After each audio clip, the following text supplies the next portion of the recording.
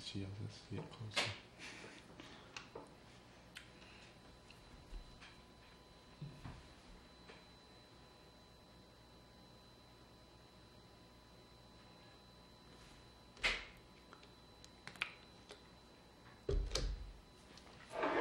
Good evening. My name is Thurman Greco, and this is the Take This Bread show, which is the show of the Good Neighbor Food Pantry here in Woodstock. And we are so happy to be with you this evening. We have a wonderful guest. But before I introduce our guest, I'd like to talk a little bit about some current and upcoming events that we have. We have a special show planned. It's a fundraiser on the 16th of February. Our host is going to be the famous Tom Pacheco. And he's bringing with him the cupcakes and the Tom Kearney and Dave Winnett. And so they're going to provide us at the community center on Saturday, February the 16th, a really wonderful evening. And everyone is invited to donate either money or food. And so we're going to have a fabulous time. And we have a history in the food pantry. When we get a fundraiser, it's generally a magical evening, so everyone has a fabulous time. On the 22nd, which is a Tuesday of January, we're going to be having our next scheduled mass distribution of food. There may be a mass distribution first, but before then, but that will be an unscheduled one. The one on January the 22nd is going to be on Rock City Road in the Mountain View parking lot. And so I suggest that everybody get there early, like about 7:30 or 8, so you'll be ready when the truck arrives. Our last truck came with 24 pallets of food, and they were all distributed. And I am going to be going to the town board this Tuesday to make a presentation. I've gone a couple of times, and I'm trying to talk to the town board about getting permission to serve food to people in the event of a disaster. In other words, if we have a disaster, say we had the brunt of Sandy was at Woodstock instead of where it was, we would not have our pantry. So in the event of a disaster, when we do not have our pantry, we are asking the town for permission to have a provision so that we can distribute food. And an example of that would be that we would have a place once a week where anybody could come and get food. Or also, usually, like after Sandy, there was an afternoon when you could get dry ice and bottles of water. You could also have gotten a bag of food if we could have been allowed to have been there, but there was no provision for that. So I'm trying to make a place in our town so that the pantry can work not only in regular times, but in times of disaster and in times of need. We have the food is available to us. What we need is the permission from the community to be allowed.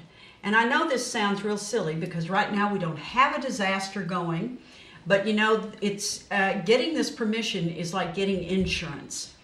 You don't get car insurance for a wreck after you have the wreck, so you need to get it ahead of time. And when I talk about this, there's one thing that we need to think about, and I'm going to take us back to Hurricane Katrina. And several years ago, this huge hurricane was down in the South. And of course, everything was in disarray. Communities were in disarray. It was just the worst situation it could possibly be. And at that time, and I'm using this example because this is an example that all of us will probably remember. Up drove a fleet of trucks from Walmart, and they were filled with ice and water. And those trucks were turned away. And the reason they were turned away was not because the water and the ice weren't needed, but because there had been no previous provision for this service. It was on nobody's radar screen. So I'm trying to get the pantry as an emergency preparedness tool on the radar screen of this community so that we can serve this community in times of need. So that's where we are on that. These are our upcoming events. We do have our monthly distribution of food coming from the food bank this coming Tuesday, so we're going to be really busy. But in the meantime, we have a really, really exciting guest. Please tell us your name. My name is Josh Boughton. I work for the Woodstock Apothecary in Woodstock. And you have been here, 3 times already? I think so. I'm not sure how many times. This is, people always stop me on the street. I had a man stop on the street this last week and tell me how fabulous you were the last time. So we're always happy to have you back. Well, thank you. And it's always fun to talk about things. We come in, we have ideas about things we're going to talk about, and then we move on. So we're going to start with Lyme disease. Okay. Why is everybody coming down with Lyme disease now when all the ticks are frozen? Well, they're clearly not frozen. I mean, and then some people get a tick on them in the summer, don't notice it, or they get it in their hair and things like that, and they don't notice it, and they start to get symptoms, joint pain or fatigue or other symptoms, and they go to the doctor and get tested, and then they test positive for Lyme. So sometimes it just didn't get diagnosed right away, and sometimes we do live in a wooded area. Even in winter, if you're out in the woods, it's still possible to get a tick bite. So you want to always be wearing bug spray, light-colored clothing, check yourself really well when you get in. A lot of people don't check their head. You should do that too. You should always check your hair and things like that for ticks in your scalp.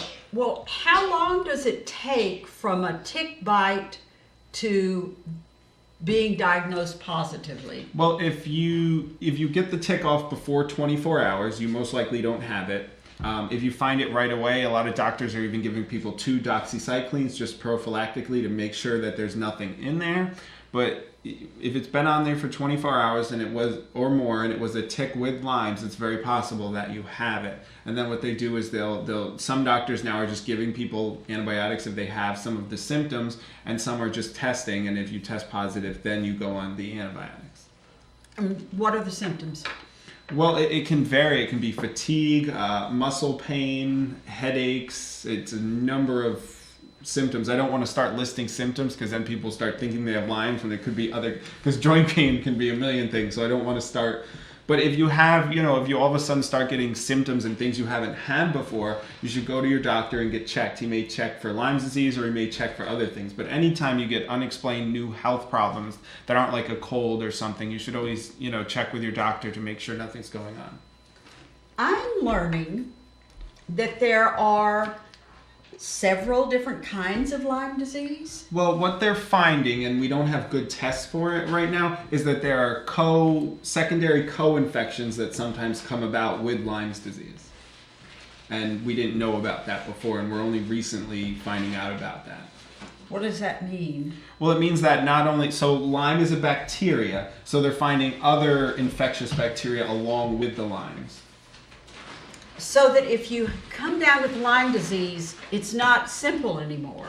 No, it's not as simple. Well, the good thing is the treatment is the same. So let's say you might have Lyme's and they give you an antibiotic. It also kills that other bacteria that it might be. So it doesn't really change the treatment all that much. They may, the CDC is working on new protocols for Lyme's disease that involve different courses and lengths of antibiotics. So that is being worked on.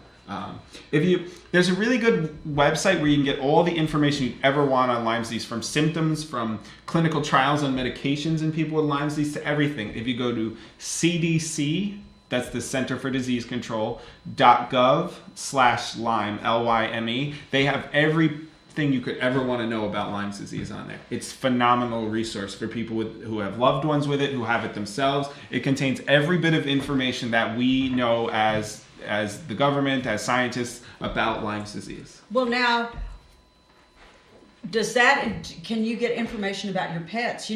People with animals are a whole lot more concerned about Lyme disease on their pets than they are about themselves. Mm-hmm. The humans can be 3/4 dead, but the concern is, my pet. There's nothing wrong with loving your pet a lot. Lyme disease, the treatment will be the same for animals. It's an antibiotic. It's a bacteria, so you have to use an antibiotic to kill it. So it's going to be similar treatment. It'll be a different dosage and course and so forth for an animal, but your vet will decide that.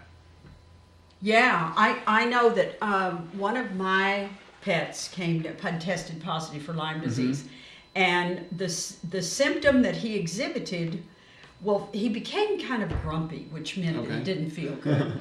But he would stand around and he would lift his right front paw, and I didn't even know that was a symptom. And I took him in to get his teeth checked or something, and she saw him do this, and she said, "This dog has Lyme disease." I said, "Come on," Yeah. And sure enough, she wasn't all that far off. He did. So if you have a pet that's doing this, I don't know why that is. Well, the bacteria can affect some of the nerves, so sometimes there's some damage to some of the nerves, and so that can happen. Wow. Yeah, because especially if it's been undiagnosed for a long time, the bacteria can start to cause nerve damage. And so what's going around, and a big problem is a lot of people think they have what's called chronic Lyme.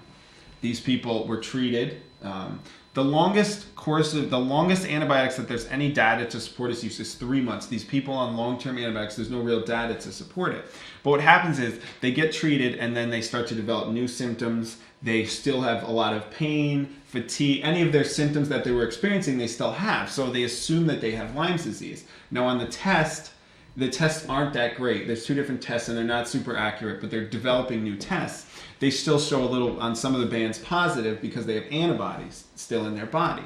So they keep dosing themselves with antibiotics. What happened is the longer you go without being diagnosed with Lyme and the longer it waits for that treatment, the bacteria, the infection is doing damage to your nerves, to some of your cells. So even after it's dead, you still have this damage to your cells and to your nervous system and things like that. And it just takes time for it to heal. So all of these people doing these antibiotics for years are not necessarily going to get benefit in a lot of cases. Okay, can I ask you another question? Sure. If a person comes down with Lyme disease and they are no longer positive, but they don't feel right or they have the nerve damage, etc., are there any nutrients, vitamins, minerals? Is there anything out there that they can take that will help that healing process? There are certain foods you can help to heal, like your nerves. There's certain fats, DHA found in fish. Egg yolks have a lot of nutrients that are healthy for that. Blueberries, foods that are rich in B vitamins. So there are certain, especially B12 foods. So there are certain foods you can eat that do help your body to heal, to help the nervous system, and those are some foods that are helpful. And some people, if they weren't diagnosed for a long time, the nerve damage can be permanent or can take a very long time to heal. Wow. And so it's unfortunate, but now there'll be less and less people with that chronic undiagnosed because we're better at it now. We're looking for it, so there'll be less and less of that in the future, thankfully. How many people have Lyme disease? I have no idea. It's a lot in this area. Is it epidemic? In this area and in Connecticut and the Northeast, it is very, very bad. I don't know if you can call it epidemic yet, but it is really, really bad. A lot of people have it. Thankfully, if it's caught early, it's very treatable. It's easy to get rid of. It's the people that years ago, before we were looking for it, didn't get diagnosed and have had basically a bacterial infection for many years that the real problem is. Can you take a blood test that would identify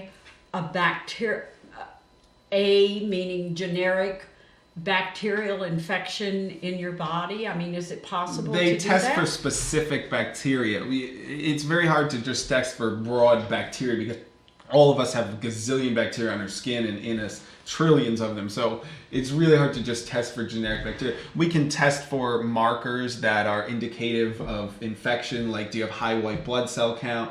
But you can't really just test for generic bacteria because we all have trillions of it, but we can definitely test for certain markers in certain inflammatory markers, certain, like I said, white blood cell count. We can do things that would lead us to think there's something going on. I mean, high white blood cell count is not necessarily just infection. It can be other things. I don't want to, make people think that. That's just one example. So we just test for specific bacteria. Like when you go to the doctor and they swab your throat for a strep test, they're just seeing usually we just test for specific bacteria or symptoms that indicate infection.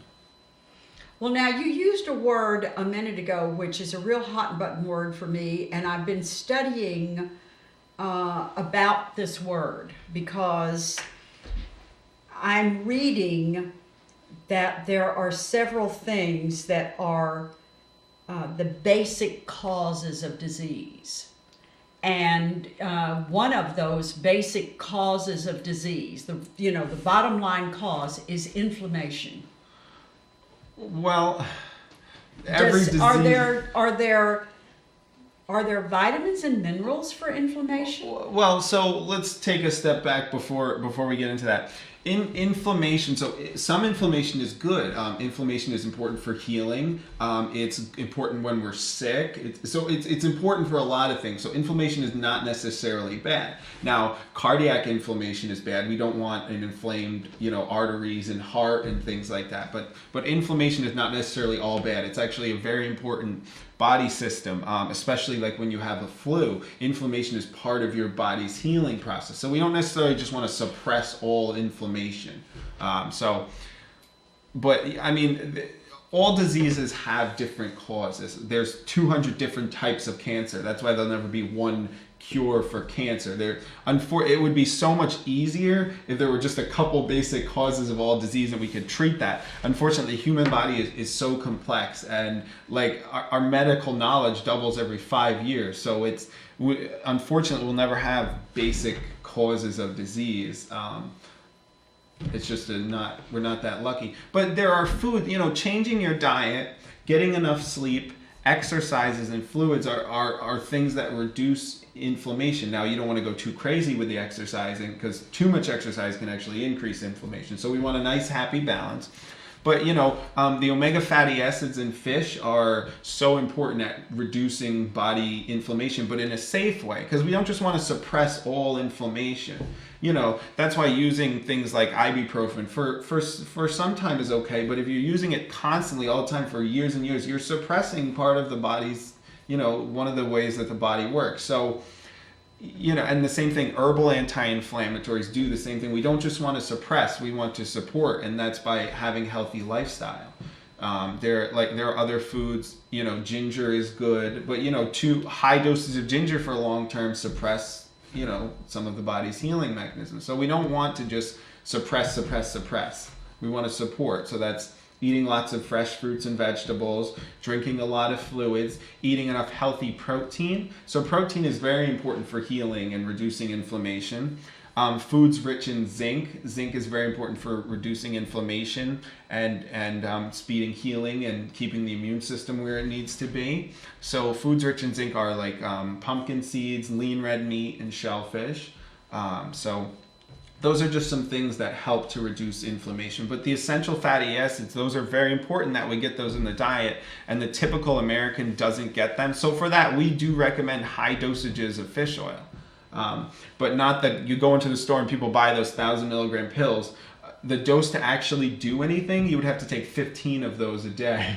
Wow. And that's, they can be contaminated. You could also eat a can of sardines a day, which with the skin and bones, and that gives you that 3 grams of EPA and DHA, which is the minimum dose you need for benefit.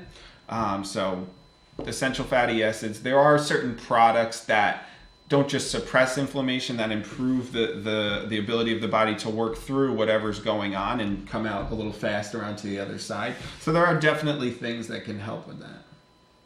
Wow. So if you could eat a can of sardines every day. Mm-hmm. Wild-caught sardines with skin and bones, that provides you with a therapeutic dose of essential fatty acids.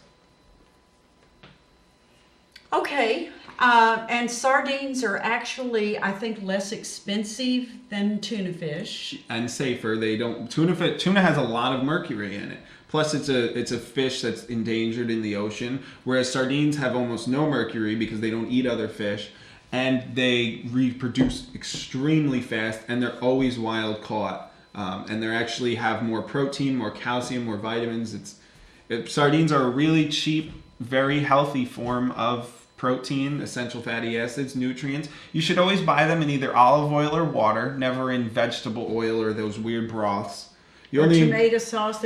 Some sardines are in tomato sauce. Yeah, well, it depends on what's in that. But you always want it with the skin and bones. The only ingredients, it should be olive oil and salt, or water and salt. Or in the tomato sauce, just tomatoes and olive oil and salt. You don't want all those weird vegetable oils and things like that.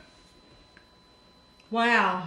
I don't know if I could eat a can of sardines. Well, you don't have to. I mean, grass-fed meat and dairy products, but it's very hard to get those. Right, and they're pastured expensive. eggs. Yep, pastured eggs. Sardines are the cheapest, most cost-effective way of doing it. I mean, a can of sardines is like $1 or $2. So it's a very inexpensive, concentrated dose of nutrition.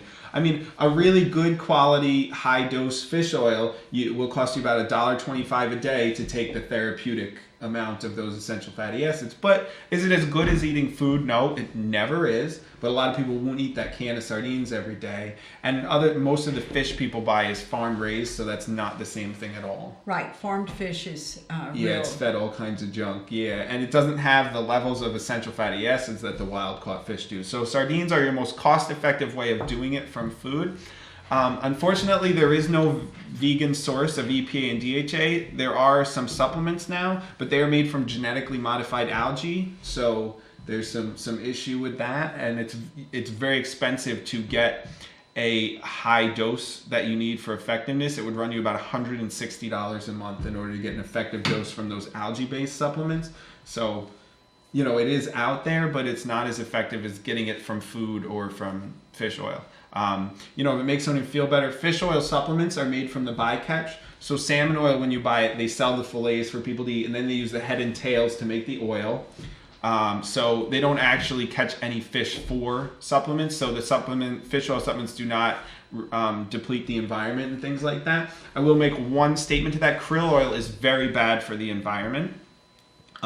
It's a very important part of the food chain. It's being harvested at unsustainable levels, and you would have to take 30 to 35 krill oil pills a day to get an effective dose. In addition to that, it goes rancid much faster, and it's extracted with solvents like hexane and acetone, which are extremely bad for the environment.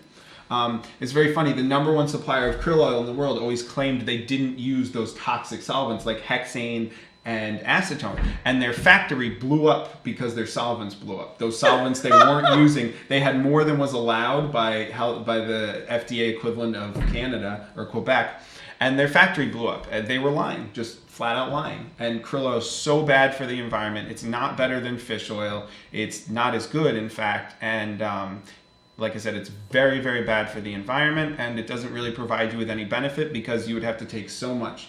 The amount you would have to take of krill oil, the cost, it would cost you over $400 a month to take an effective dose of krill oil. Wow. Well, now let me ask you something. You talked about algae. Mm-hmm.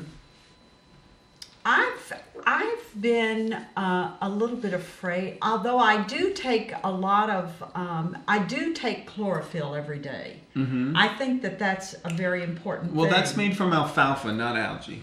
Right, but it's a green, green. Mm-hmm. And algae is green. So what are the benefits of algae, and how do you know if it comes from a safe place? Well, you won't know by looking at the label. Algae can be contaminated with something called microcystin, the German equivalent of our FDA. I don't actually know what these things are called, so I just call them the equivalent of our FDA. Okay. Tested the algae products that were available in their market, and they were all contaminated with microcystin, which is a toxin that develops when they grow and can cause kidney and liver damage.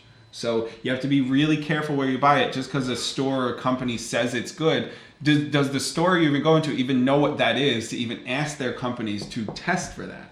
Do they test for that? And most stores, if you walk into a store, I can guarantee they don't even know what that is. And yet they're selling products that they haven't done enough due diligence. So The next thing is it grown in a place that's clean and pure? Is it tested for other contaminants? So those are all things that places don't ask for that. It drives me absolutely crazy. So the benefits of any green food, regardless of whether it's an algae or a green vegetable, they help in women with metabolism of estrogen. They provide a lot of great, really dense nutrition. I mean, green vegetables are phenomenal. I mean, broccoli has definite strong anti-cancer properties. The cruciferous greens have the highest amount of research and the highest amount of nutrients, but all greens are good. We wouldn't discourage anyone from eating greens, from taking things like chlorophyll, because that's just alfalfa. Alfalfa, though, a lot of times can be genetically modified now, so you have to be really careful with that. But the thing is, we discourage a lot of people from buying like algae and stuff because most places that sell it don't do that due diligence and check whether it's contaminated with that. So we encourage people to eat more fresh greens. If the store where you're buying at knows even what that is and they check it, and it's dried properly and tested properly, then algae are okay. But like I said, most places don't even know what that toxin is to even ask the company if they test for it. So. Yeah, because I can remember years ago, I was living in Mexico City, and there was a lake right outside of Mexico City that was really filthy. Mm-hmm. And people were harvesting the algae from this lake and selling it. Yep. Oh, just thinking about it, it's awful. And so you kind of want to I'm just kind of leery of that. But you're saying that the alfalfa in chlorophyll is okay. Well, you're better off taking alfalfa tablets than liquid chlorophyll. Oh, really? Nutrients break down when they're left in liquid. So that product sits in liquid for a while and begins to, you lose a lot of the benefit. You lose a lot of benefit of the whole food. You are much better off taking alfalfa tablets or good wheatgrass tablets rather than liquid alfalfa, because it loses a lot of its nutrient density from sitting in liquid. Water-soluble vitamins start to break down, antioxidants, all of these things break down. That's why you're much better off. Like, liquid vitamins are really bad. If you can't swallow pills, you should get a powder and mix it with water and drink it. Liquid vitamins, they break down. They're just not good. And a lot of times they're packaged in plastic and they react with the plastic and so forth. And these companies make these liquid vitamins and they put a couple year expiration dates on them. And it's just a joke. So you sell in the Woodstock Apothecary, you sell alfalfa tablets. Yeah. Yeah. Pressed alfalfa? Are they in a gelatin capsule? Well, we have both. But you want to make sure that the company, harvests it properly at the right time and that they dry it properly. With most green products in the U.S. that people buy in pills and powders are spray dried. So when you do that, you destroy the nutritional value. So you have to make sure the company is drying it properly and that when they process it, it's done in an oxygen-free environment so it doesn't oxidize. There's a lot of manufacturing steps. A lot of stores that sell supplements know, okay, bilberry is good for their eyes, but they don't know that most bilberry pills sold are a combination of black soybean hulls, charcoal, and red food coloring. There's no actual bilberry in it. They don't know what goes on behind the scenes, so they may have good intention, but they lack all knowledge of the manufacturing process and the adulteration that runs rampant. So you have to know how your product is made before you even buy it. So if you are a retailer and somebody comes in to sell you a line of vitamins or minerals or herbs or whatever, how do you find out? How do you find out who's got the goods? So some of that's a trade secret, but we pay money to several independent organizations that do testing.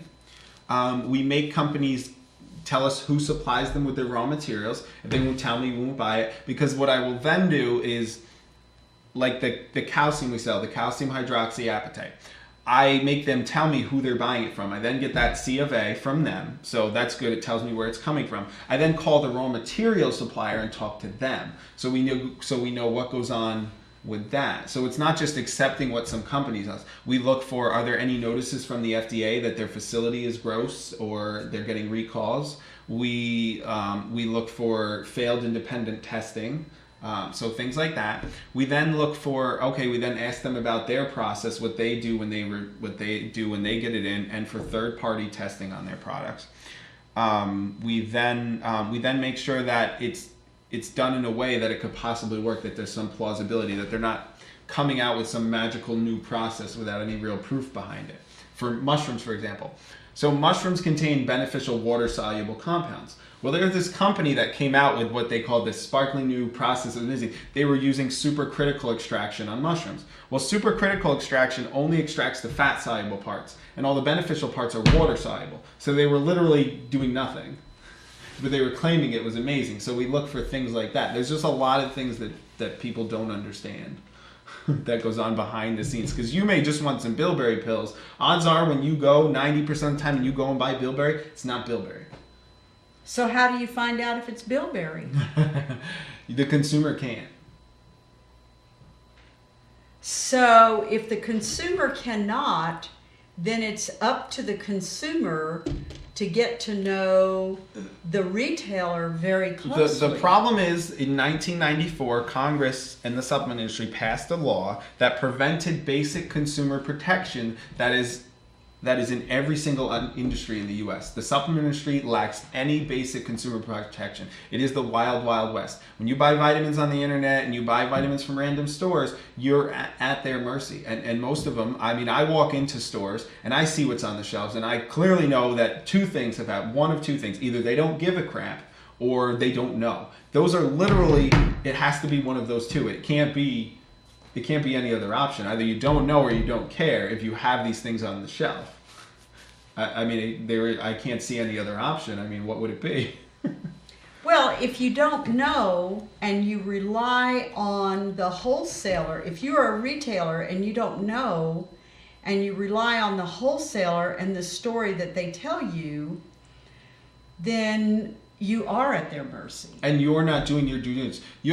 Because the supplement industry has no consumer protection, the retailer has an obligation to the consumer to protect them. And they're not. And that drives me crazy. There was a test done. A bunch of fish oil had PCBs in it. A local retailer refused to pull them off the shelf because the company said they were fine, even though the independent data clearly showed that they had PCBs in them. And so they knew, and they just chose not to. Wow. And so it's a clear lack of protection of the consumer. And most stores don't want to put the time and effort into explaining it to their customers. They just give them what they want and get them out of the store. That's the attitude in most places. And that's wrong. You have an obligation. If you're going to sell products that people are using for health, you have an obligation to the public and your consumers to at least tell them. I mean, there's this company selling raw food vitamins. No food comes in or out of the factory. It is synthetic vitamins fed to yeast. And these stores know that. And they still sell them. And they don't even put a sign up. That there is no food. No. They put a speck of spray-dried food at the end so people think there's a little food in it. But it's literally just synthetic vitamins fed to yeast. No food comes in or out of the factory. It's just 2 tanks where they feed these synthetic vitamins to yeast. And these stores know this. And they sell it. And they don't care. And that drives me insane. Well, so what can we do? How do you protect yourself when you walk into a store and you don't know what's on the shelves? That's the problem. The only way it's going to change is if Congress passes laws actually regulating the supplement industry and requiring honest advertising and honest labeling. But right now you can do whatever you want. Well, I think honest labeling and honest advertising could sort of be a generic attitude of the government, but I don't see our government doing anything. No, I don't see it happening. No, but that's what needs. I'm not saying it's going to happen, but it's what needs to happen. Because right now we have a government that's too wrapped up in I don't know what to do anything. So truth in advertising is not even close. No, not on the agenda. I don't see anything happening, but that's the only way. I mean, could that happen on the state level? California did something to help protect the consumer with one part of the supplement industry. They passed what's called Prop 65. It's the strictest standard in the world. If you go over a certain amount of lead in a product, you have to put a label that the state of California says that there's something in here that causes cancer. And that's great. Now, the product is still on the market, but they at least have to label it. So I require all of our supplements at our stores to be under the Prop 65 limit, which is the strictest in the world. We are the only stores on the East Coast to require that. On the entire Eastern Seaboard to require that. Yeah, because So if there's a standard, I want to go with the strictest. It's just like California has stricter emission standards than the government. I want to go with the strictest so people are the safest. I love Prop 65. I think it should be nationwide, but companies fight it constantly because they don't want people to know. So I want it everywhere. I want that. I want honesty in labeling. I want no claims made without actual research. I want all of these things.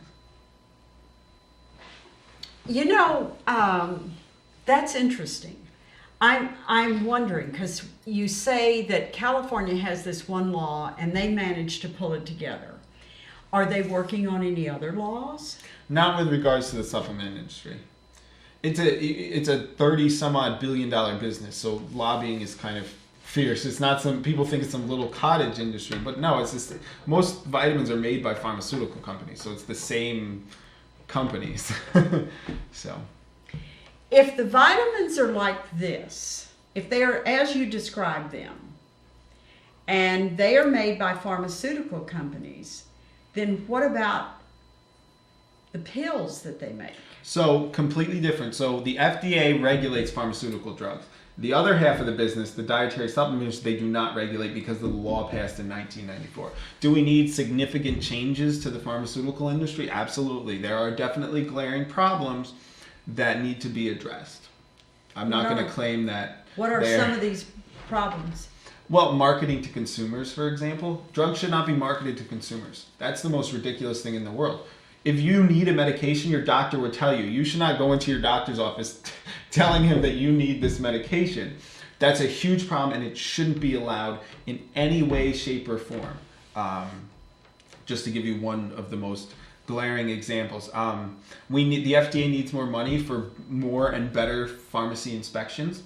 They need money for inspecting some of the facilities overseas where they do some, but they're chronically understaffed, so they don't do as much inspection as they could. We need better, stricter guides on research. Right now, newer drugs, the companies hide research on the drugs that doesn't show that it's better, and that shows it doesn't work. They hide that and only present the research that says that it does. So we need that fixed. We need basically to stop using what we call safe haven countries. So they'll go into a poor country and conduct a clinical trial. They just put everyone in the town on the drug and then claim results on it, even though most of the people didn't have the condition that they were clinically doing the clinical trial for. So there's a whole bunch of things that we need fixing. It's not perfect, but it's way more regulated than the supplement industry. Wow. So they go into a third world country. Mm-hmm. And they hire everybody in town and give them pills. Because they're poor, and they just put them all on the pill and then say, oh, you're better. Even though they never had the condition to begin with. And so we need there's a book out called Bad Pharma. That's actually, most of these books about pharmaceutical companies being bad, blah, blah, are full of crap. This is actually a really good book. It's called Bad Pharma. You can buy it. If you really want to read it, the pharmaceutical industry has problems. They promote bad research. They come out with drugs that aren't any better than the cheaper alternatives and then pretend that they are, and then they get a patent. They get their patents extended for no reason other than changing the color of the pill or something stupid. So there are significant things that need fixing. I mean, we need national health care in this country. Yeah. There are huge, significant problems that need fixing. But is it as bad as the supplement industry? No. I mean, like a lot of people that take supplements are environmentalists. Well, these companies will go into an area with some new hot botanical that the cure-all, the latest cure-all of the week, and they'll strip the place clean of it and destroy that indigenous people's food source and things like that. That's happening with what's called the acai berry, which Dr. Oz made popular for weight loss, even though it does not cause weight loss. And they stripped everything clear, and there's the indigenous people that depended on it for food are now starving to death. So the supplement companies are not these environmental friendly companies that people think they're. Are there good companies? Of course, but the vast majority of them are not good, and they're just out to make a quick buck. Well, are there any companies out there that you approve of? Mm-hmm. There's lots of good companies. I mean, for supplements, anytime you're taking like a nutritional vitamin supplement, you want it to be whole food. So Nutriplex Formulas and Pranin, those are the two companies that make whole food formulas that are really good, and they are honest about it. They pay their farmers a fair wage. They're tested properly and manufactured properly. For probiotics, there's a company called Natron. Natron is the only company in the U.S. that actually manufactures and ships their probiotics properly. For fish oil, Nordic Naturals. All their fish oil is processed properly. It's concentrated. It's done in an environmentally sound way, and they're all tested for contaminants, all the different contaminants down to parts per trillion, which is the lowest we can test for, and there's no detectable contaminants. For herbs, Gaia Herbs, Vitality Works, Oregon's Wild Harvest, Herb Farm, those are all really good companies. So there are good companies that do it responsibly, but they're just very few. Like people ask us all the time to carry various herbs and stuff. And sometimes if we can't find a clean source, I just don't carry it. I'm not going to carry something that's going to put someone's life in danger or is bad for the environment or the people that live there. You can't just think of us. We have to think of other people down the supply chain too. So there's an ethical and a fair trade part of it too. I don't want to carry $5 herb pills when I know how much it costs to manufacture them properly and test them, and then how much is that farmer being paid if that's all you're charging for it too. And so it's more than just about quality control. We have to think about other people and how what we eat and what we buy, it affects the people down the line too. We oftentimes forget about the human element behind things. Well, the human element behind the things that you're talking about is ethics. Yep. And that's a word that's not real popular in our culture lately. Sure isn't. When I was growing up, every time, my father used the word ethical a lot. And I go years without hearing the word ethical anymore. And it's been a long time, decades maybe, since I've heard a lawyer use the word ethical. So there's that facet of the whole thing. But what is a person to do? How can we arm ourselves as consumers? Well, I mean, there are some good watchdog groups, but it's hard. There's so much advertising, and the good information is so far and in between. There's very rare sources of good information. I mean, people have this distrust of the government, but the FDA runs a wonderful site where consumers can get good information. The CDC has a wonderful site on disease control and prevention. There are places people are just distrustful of government, and that's I'm going to get a little political here, but Republicans want people, and conservatives want people to distrust the government because it lets them do what Grover Norquist wants them to do, which is get it small enough to drown it in bathtub. They want to build that distrust of government, but people need to get over that. I mean, do you want to trust the government or the people trying to sell you something? I guess that's the best way to put it. I don't know how else to put it, but there are good sources of information. People just think there's some giant conspiracy out there to keep the cure for cancer away. I mean, everyone knows someone with cancer. It would take tens of thousands of people keeping a cure under wraps. It's so ridiculous that no one would ever talk. So any of these conspiracy things, the government suppressing it, big pharma, it's all nonsense. And to get back to Lyme disease, because there were a few things I wanted to say about that. Yeah. I'm sorry not to just switch on you. But all of these practitioners claiming alternative or odd treatments for Lyme disease are scamming you.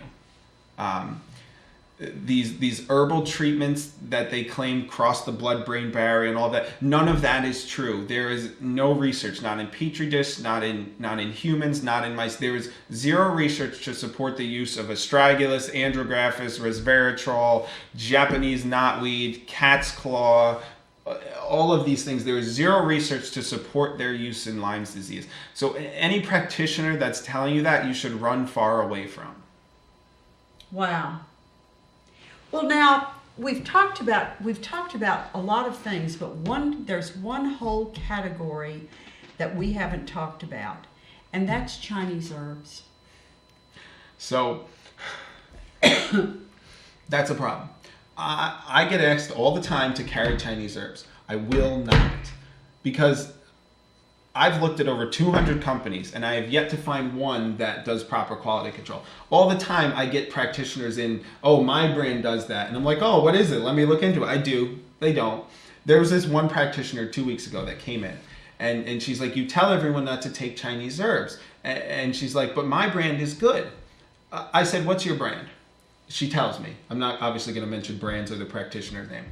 And I go to the FDA website and I print her out 6 recalls of high lead in her products and of the FDA warning people about it. And I said, do some due diligence. That took me 5 minutes. And you're selling this to all your patients. I said, so am I the one in the wrong, or are you the one in the wrong when you're stuffing people full of things with lead? So people go down to Chinatown and they go see these practitioners in New York City that buy things from Chinatown. You are poisoning yourself. There is a huge risk with those things. The FDA finds banned pesticides, high levels of lead, cadmium, aluminum, fluoride, all these things in it constantly. I get emails from the FDA. The FDA sends us notices all the time of recalls and products, because I signed up for that. And it's all the time. I have looked, like I said, there may be one out there. I'm not saying the unicorn doesn't exist, but I've looked at over 200 companies. I really want to carry it. We would make so much money. But I can't find it. And so I'm just not going to carry it. And I'm going to keep warning people. And I don't care how many practitioners and how many people get mad. I don't care. It's not safe. We don't know how they interact with medications. There's no studies done on that. So it's just not safe. You are putting yourself at significant risk. Well, also talked about and read about much less than Chinese herbs is the Ayurvedic medicines.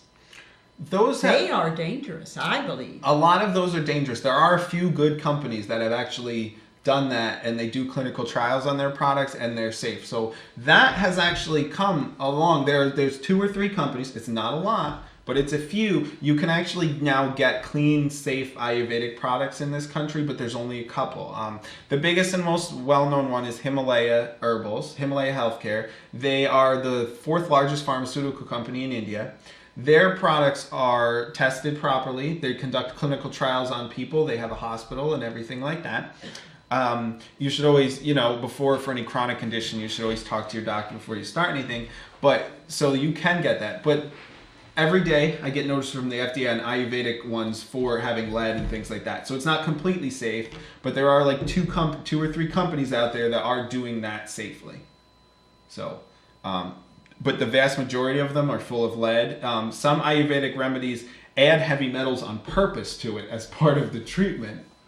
So the vast majority of them are not safe either. What about the essential oils? Well, essential oils are good. You want them to be steam distilled or supercritically extracted. You don't want them to use solvents like acetone or hexane because they're bad for you and bad for the environment. There's no regulatory body that states the grades of oil in this country, so it's just a lot of companies making claims.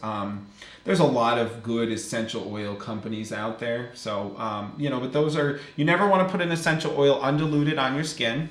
You always want to dilute it in like some olive oil or another carrier oil and then put it on, because it can become very irritating to your skin if you just put it on straight. But yeah, there's quite a few good essential oils companies.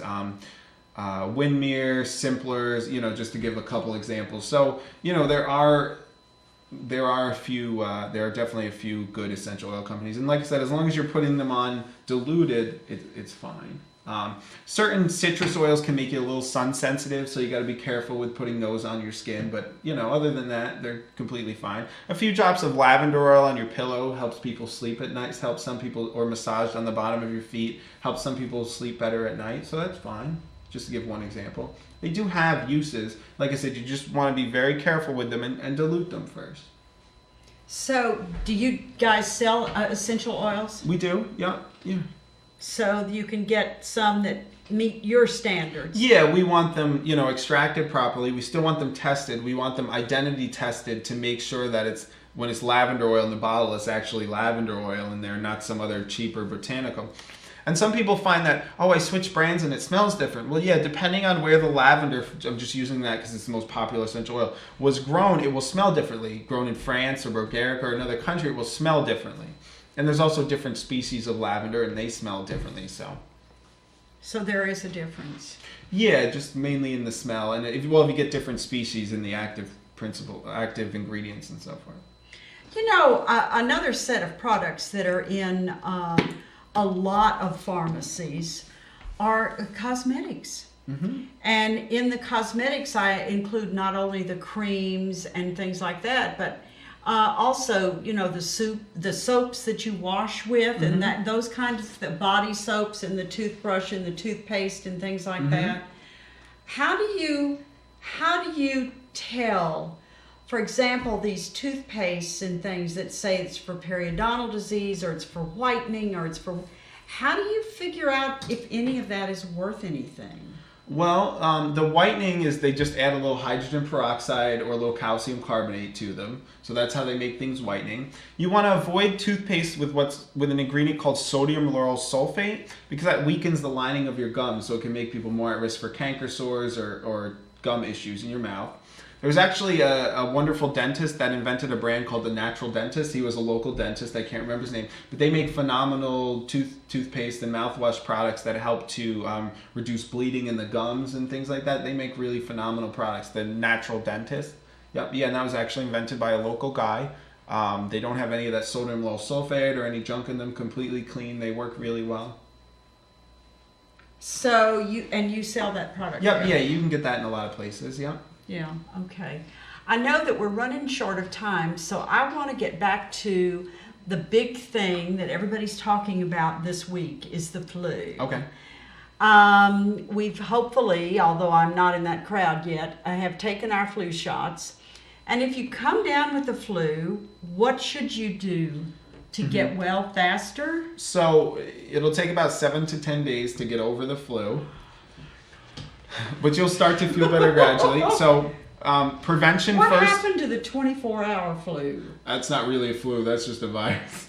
So prevention is always most important. You want to get your flu shot. The flu shot takes 2 weeks to kick in. So sometimes people get the flu shot and they feel sick after and they blame the flu shot. Nope, it means you were exposed. The shot you get injected in you contains only dead pieces of the virus. You can't get the flu from it. But if you were exposed, you have a 2-week window where you can still get the flu. The nasal spray flu shot, that has a weakened live virus, so you can get the flu from that. But it takes 2 weeks to be effective. So hand washing is very, very important. Warm soapy water. It doesn't have to be antibacterial soap, just regular soap and water. That's the most important thing you can do for prevention. Staying hydrated is very, very important in the winter, especially when the air is drier. Running a humidifier in the bedroom at night is very helpful. And making sure you're getting a lot of sleep. A lot of people get sick and run down in the winter because they don't get enough sleep because we're going to parties and eating lots of cookies and junk food. So cutting down on your junk food, getting a good night's sleep, and drinking a lot of fluids and hand washing are the most important preventative things. If you get the flu, and how you can know whether it's the flu or just a cold, is if I taped a $100 bill to the door, you wouldn't get up and get it. And that's a good way of knowing. And you certainly wouldn't be out and about having fun if you have the flu. A lot of people get a cold and they're like, oh, I feel like crap, so I have the flu. No, most cases you don't. So that means that when I'm in the pantry and I'm in the hallway and there are all these people there, none of those people have the flu. Well, they could be infected and just don't have quite signs yet. It is possible. Hand washing. Hand sanitizer doesn't really do anything. It just makes you feel better. Really? Mm-hmm. Hand washing, the friction, soap, and hot water. Yeah, hand sanitizers just to make people feel better. No kidding. Mm-hmm. You know, the hospitals now have those things on the walls all over the place. You can use them. It kills some bacteria, but it's not going to kill the flu. So, the water will wash the germs away. Yeah, and you want hot, soapy water. That's what you want. And you want it for 20 to 30 seconds. And that's how you want to do it properly. And that's the best prevention for the flu. Like I said, fluids, sleep, humidifier, not eating a bunch of junk food. So when you get it, what can you do to get well faster? Rest. Rest is very important. You should just lay in bed and stay warm, stay hydrated. Eat. Eating is very important. People are always talking about starve a cold or feed a fever or whatever. I don't know what it is, but that's not true. You want to eat. Your body needs nutrients in order to heal and get better. Unless the fever is like 103 or 104, don't lower the fever. In children, you always want to talk to the doctor and the elderly. But for the average person, lowering the fever will increase the time it takes for you to get better. Fever is one of your body's healing mechanisms. We're always suppressing the slightest fever, and that's actually very bad. That's a form of inflammation that's very beneficial. It helps us to get better. Our body heats up because it kills things at the higher temperature. So don't always just automatically suppress a fever. That's actually, we have old memories of people dying from fever. It's actually quite bad. We don't just always want to suppress a fever. You know, the human body temperature is not actually 98.6. That's based on most of us are 99 point something. So most of the time, if you have 100 or 101 fever, unless you're in an immunocompromised state, you want to talk to your doctor about it. The average person should not be suppressing that fever. I read somewhere that if you have a temperature that's less than 98.6, that you probably have a thyroid condition. It could be a number of things. I don't want to like start listing them. But if you have a constant lower, if it's around that, not everyone's body temperature is the same. Right. So, but you should just see your doctor. If you think it might be your thyroid, get your thyroid tested and find out. Yeah, that's blood tests never hurt anyone. Right, that's very true. And if you want your blood test to turn out really good, you take chlorophyll. Or that's what I read anyway. Is that true? It won't affect your thyroid. No, but I mean, I've heard that if your blood tests are better if you take a lot of chlorophyll. Well, I mean, any green vegetable is going to help your body be healthier, so it will probably improve some blood results. Because that's why I take all that chlorophyll. It's not going to hurt you. Can't hurt. Might as well. It might help. It might help. Green vegetables have never hurt anyone, except if you're allergic to them. Don't eat them. We only have a couple of seconds left, but I want to thank you again for coming. It's so wonderful. Well, thank you for having me. Anytime, I'm more than happy to come back. I'm going to put you on the calendar for another couple of months because you do have followers out there, you know. And I'm also thinking that maybe we could have what would be a good subject for your next visit? We could do bone health. Ooh, that's a good one. We can talk about all good. the things that are beneficial for bone health. Very we can talk good. about brain and memory. That's always a problem. Man. People always ask me, what can I have to remember? So we could do that. There's lots of things. We can do whatever you want. Oh, it's the memory. We can talk about memory. Yes, we'll talk about memory and bones. There we go. Brain and bones. All right. Well, thank you again very much, and we look forward to seeing all of you February the 16th at the Tom Pacheco and the Cupcakes, and Dave Kearney and Norm Winnett at the Community Center. And thank you again. You're a wonderful audience. Thank you.